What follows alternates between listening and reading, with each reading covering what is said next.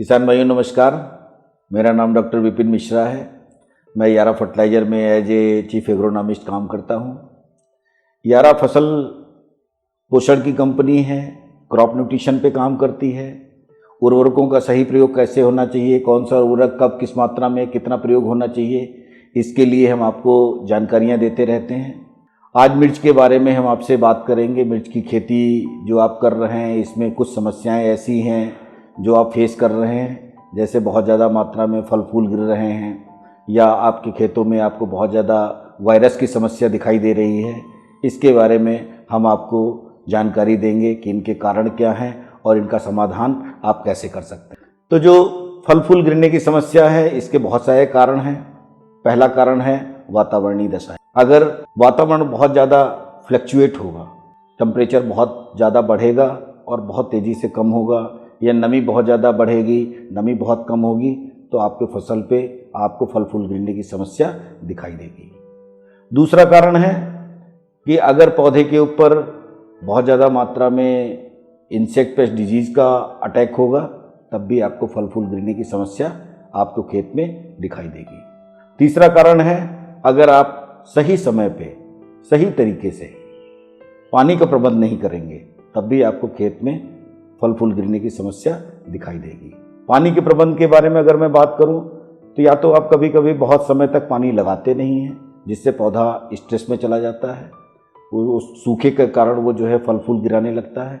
या कभी कभी आप जब फल फूल आ रहे होते हैं, उस समय आप बहुत ज़्यादा मात्रा में पानी लगा देते हैं, तब भी जो है पानी का एक्सेस हो जाने की वजह से फल फूल गिरने की समस्या होती है। चौथा जो कारण है वो है सही समय पे सही न्यूट्रिएंट का प्रबंध ना हो पाना। और इसमें 3 मुख्य न्यूट्रिएंट हैं, तत्व हैं, जिनके बारे में आपको जानना चाहिए। पहला तत्व है नाइट्रोजन। अगर आप सही समय पे सही मात्रा में नाइट्रोजन का प्रयोग नहीं करेंगे, जब फल फूल आपके आ रहे हैं, इस समय अगर आप नाइट्रोजन का बहुत ज़्यादा मात्रा में प्रयोग कर देंगे, उससे भी आपको फल फूल गिरने की समस्या ज़्यादा दिखाई देगी। क्यों? क्योंकि जब आप नाइट्रोजन एक्सेस डाल देंगे तो पौधा बढ़वार की अवस्था में चला जाएगा। अपनी जो एनर्जी है या ताकत है, वो बहुत ज़्यादा वो अपनी ग्रोथ में लगाने लगेगा, उसके अंदर ग्रोथ ज़्यादा होने लगेगी, जिससे जो एनर्जी उसकी फल फूल के अंदर जानी चाहिए, उनको रोकने में जानी चाहिए, वो नहीं जाएगी और आपको फल फूल गिरेगा। तो यहाँ पे आपको नाइट्रोजन का प्रबंध जो है बहुत सही तरीके से करना चाहिए। नाइट्रोजन को आपको कम मात्रा में प्रयोग करना चाहिए, लेकिन करते रहना चाहिए। अगर आप नाइट्रोजन नहीं डालेंगे कि फल फूल गिर जाएंगे, तब भी आपको समस्या होगी, क्योंकि पौधा इस समय उसको ग्रोथ भी चाहिए। इसलिए नाइट्रोजन का प्रयोग करें, लेकिन कम मात्रा में बराबर उसमें नाइट्रोजन का प्रयोग आप करते रहें। दूसरा कैल्शियम। कैल्शियम जो होता है ये बहुत महत्वपूर्ण न्यूट्रिएंट होता है, और ये जो होता है, जो पौधे के अंदर जो कोशिकाएं बनती हैं, जिन कोशिकाओं से पौधे का स्ट्रक्चर निर्मित होता है, उस स्ट्रक्चर पे कैल्शियम काम करता है। अगर प्रॉपर मात्रा में कैल्शियम आप नहीं डालेंगे, सही मात्रा में उसमें कोशिकाएं नहीं बनेंगी, सही मात्रा में कोशिकाएं विकसित नहीं होंगी, कोशिकाएं आपस में जुड़ेंगे नहीं, तो पौधा जो है फल फूल को गिराने लगेगा। इसलिए आपको कैल्शियम का प्रयोग जो है पौधे पे सही समय पे सही मात्रा में करना चाहिए। और इसके लिए हम लोग जो अपने शेड्यूल देते हैं, उसमें कैल्शियम की आपको जानकारी देते हैं कि आपको कैल्शियम कब डालना चाहिए। आपका जब वेजिटेटिव स्टेज लगभग आपका 30-35 दिन का पौधा हो जाए, उस समय आप 25 किलोग्राम यारा लीवा नाइट्राबोर का प्रयोग करें।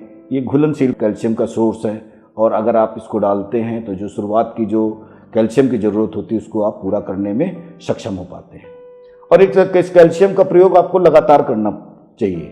कैल्शियम हर जो है 30-35 दिन की अवस्था पे आपको खेत में डालना चाहिए, जिससे आप कैल्शियम की ज़रूरत को पूरा कर पाएंगे और पौधा जो है फल फूल को रोकने में सक्षम हो पाएगा। तीसरा कारण है आपका बोरान। अगर बोरान आप सही समय पे सही मात्रा में नहीं डालेंगे, तब भी आपको फल फूल गिरने की समस्या आपको दिखाई देगी। क्योंकि बोरान जो होता है, वो जो पौधे के अंदर जो निषेचन की प्रक्रिया होती है, फर्टिलाइजेशन जिसको हम बोलते हैं, उसकी प्रक्रिया होती है, उसको कंट्रोल करने के लिए सबसे महत्वपूर्ण न्यूट्रिएंट होता है। अगर फल फूल बन रहे हैं, नर और मादा फूल आपस में मिलते हैं, उनमें निषेचन की प्रक्रिया होती है, लेकिन अगर बोरान सही मात्रा में पौधे के अंदर उपलब्ध नहीं होता है, तो पौधा जो है फूल को या फल को रोकने में सक्षम नहीं हो पाता और उसको गिराने लगता है। क्योंकि अगर बोरान नहीं है तो निषेचन की प्रक्रिया पूरी तरीके से संपूर्ण नहीं हो पाएगी। तो या तो फूल ही गिर जाएगा, या अगर फूल पौधा रोक भी लेगा तो आपका फल बनते ही गिर जाएगा, उसका एबॉर्शन हो जाएगा। या अगर मान लीजिए फल पौधा रोक भी लेता है तो उसका जो शेप होता है वो आपको प्रॉपर नहीं मिलेगा, फल आपका टेढ़ा होने लगेगा। तो इसके लिए आपको बोरान का सही मात्रा में सही समय पर प्रयोग करने की आवश्यकता होती है।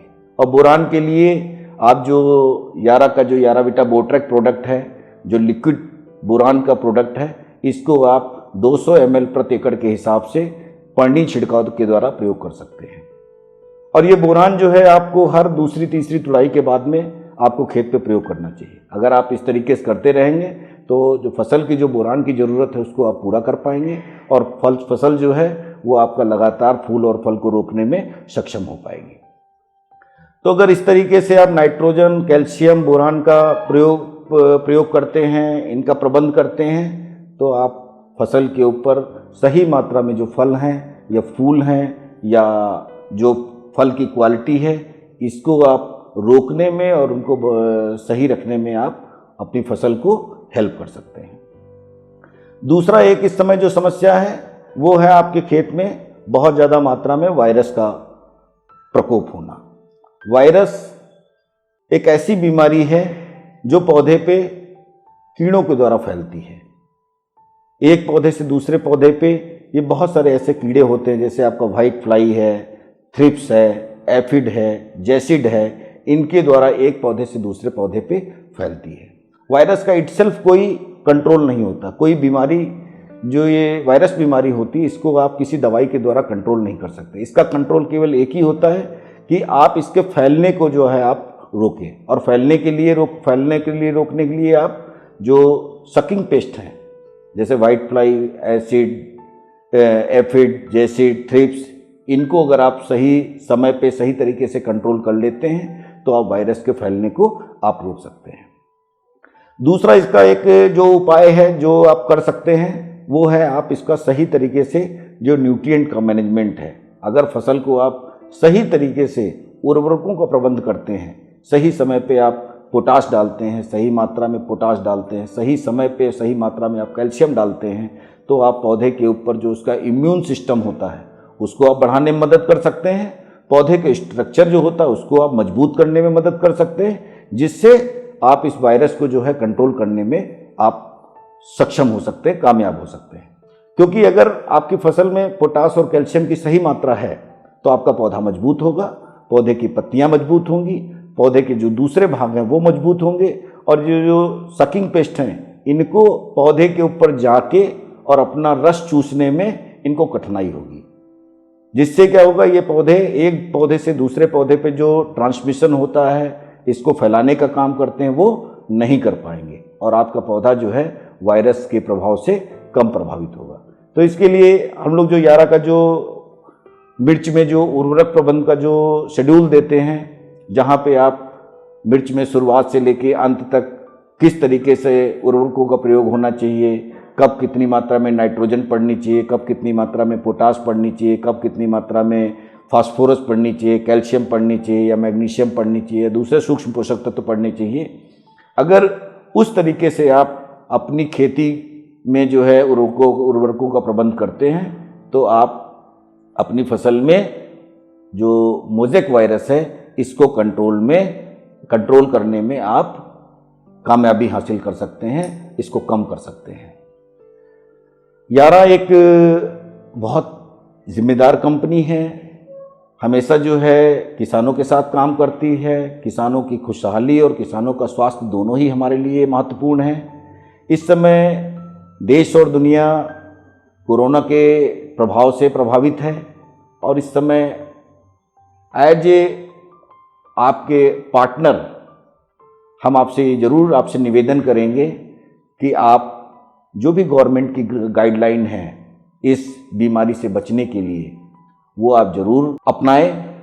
मास्क है उसका प्रयोग करें, सोशल डिस्टेंसिंग है उसका प्रयोग करें, घरों में रहें, अपने आप को सुरक्षित रखें, अपने परिवार को सुरक्षित रखें। इसी के साथ हम आपके अच्छे स्वास्थ्य की कामना करते हुए आपको धन्यवाद देते हैं। बहुत बहुत धन्यवाद। नमस्कार।